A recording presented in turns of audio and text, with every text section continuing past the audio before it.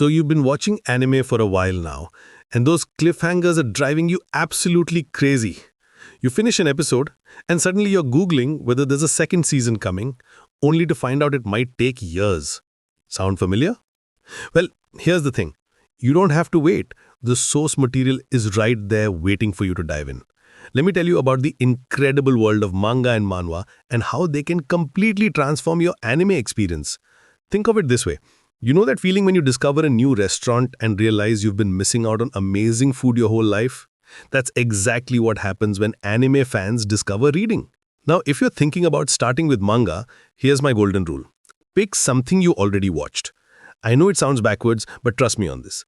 When you read the manga version of an anime you loved, you're not starting from scratch. You already know the characters, you understand the world, and you can focus on appreciating the artwork and catching all those details the anime might have skipped. Let's say you loved Attack on Titan. Reading the manga gives you this incredible insight into Hajime Isazama's original vision. You'll notice panels that the anime recreated perfectly and others where the adaptation took creative liberties. It's like seeing behind the curtain of your favorite show.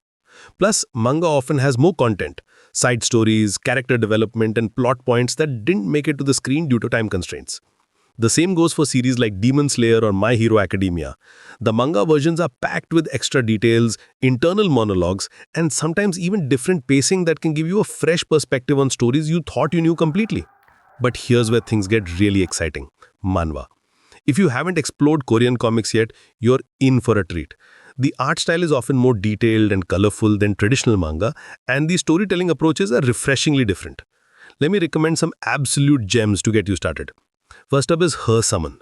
It's this fascinating romance and fantasy where a girl accidentally summons it, but the relationship that develops is nothing like you would expect. The character development is incredible, and the art will leave you staring at panels for minutes. Then there's The Greatest Estate Developer, which sounds boring until you realize it's about a guy who gets transported into a fantasy world and decides to become a real estate mogul instead of a hero. It's hilarious, clever, and surprisingly addictive. The protagonist's modern business mindset clashing with medieval fantasy creates comedy gold. Lookism is another must-read that tackles serious social issues through the story of a bullied teenager who gains a second attractive body.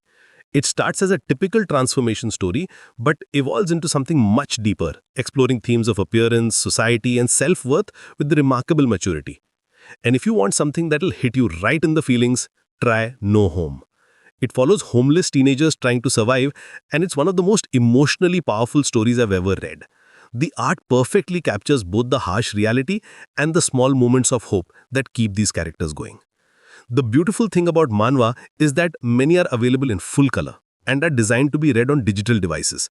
The vertical scrolling format makes them perfect for reading on your phone during commutes or breaks. Here's what I want you to do. Pick one title that sounds interesting and give it 3 chapters. That's my 3-chapter rule. If it hasn't grabbed you by then, try something else. But I'm betting you'll be hooked way before that. Reading manga and manhwa isn't just about continuing stories you love. It's about discovering entirely new ways of storytelling, art styles, and cultural perspectives.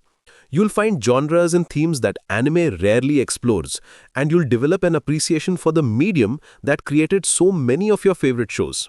So what do you think? Are you ready to take that leap from watching to reading? And hey, once you've tried a few of these recommendations, I'd love to hear what you discovered. Drop your own suggestions. What manga or manhwa completely surprised you? Let's build a community of readers who can guide each other to the next great story.